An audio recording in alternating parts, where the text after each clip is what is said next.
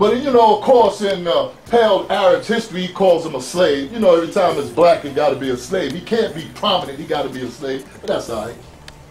So it says, the scepter shall not depart from Judah, nor a lawgiver from between his feet. If you know anything about the great rabbis and the high priesthood, when you go and you deliver yourself in humbleness, and you're going to be put to that order, you get between the rabbi's knees.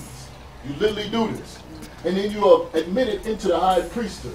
And that carried all the way, that's right, that happens today. That carried all the way down to Belial. Now keep reading. Until Shiloh come. That's right. Unto him shall the gathering of the people be. And Shiloh was the Prophet Muhammad. You follow? That was the Shiloh. Now let me show you something else. Go to Revelations 10:2. Once again, a confirmation how it was another little, we'll see. Revelations 10:2.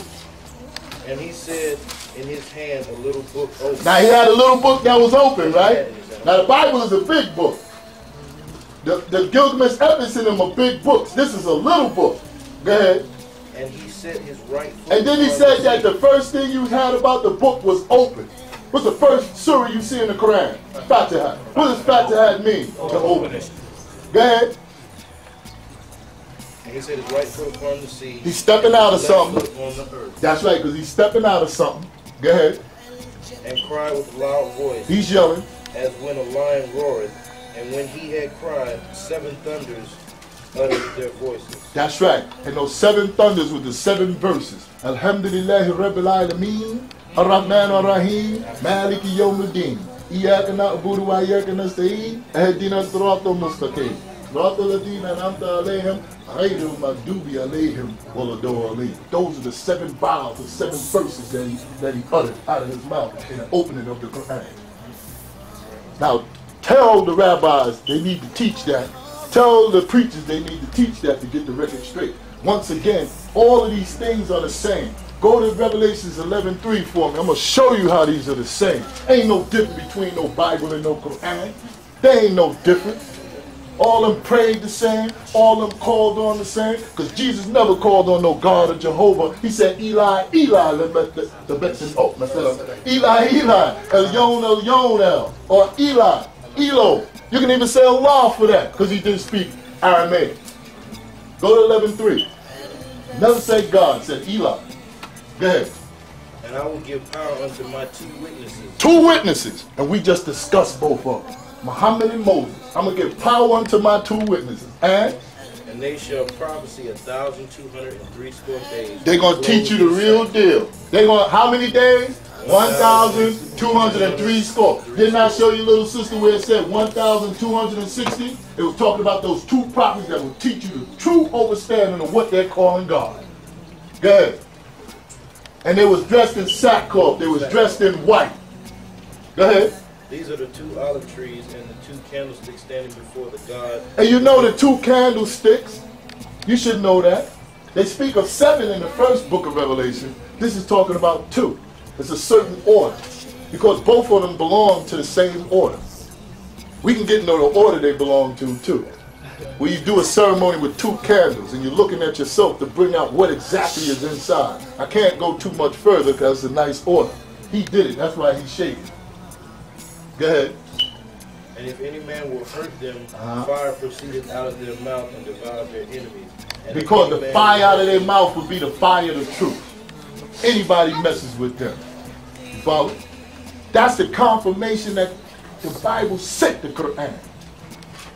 And Christianity ain't nothing but another form of Islam. Judaism ain't nothing but a form of Sumerian. All of them tied together as one. Goes the non-ether being that gave it to you. The non-ether being is the one that developed all this. That's all it is. All of it ain't no difference. It's all the same. You hear me? They tell you women wear veils. You wear veils in Bibles. Right in the Torah. Right in the 24th chapter, the 63rd verse of the Genesis. Tell you about wearing a veil. Tell you about circumcision. All 3 groups circumcised. It tell you about all that. That's the problem, y'all. It's all really tied in as one, but they got it as something different. That's where you make the mistake. That's where the confusion comes in. That's why you all messed up. And some people always talking about the Bible. You can go right in the Quran and read everything in the Bible. And go right to the Old Testament and read everything that's in all that. And go to the Gilgamesh epic, the Ata the Hasid, the scroll of eyes, through this holy tablets, and read where it all comes from. Ain't that something? Because they don't answer a lot of stuff. You know why they don't answer it? Ask them to answer this. Go to Exodus 15:3. Tell them to answer this here. What does this mean, y'all? What does this mean? You gonna read it? Go ahead.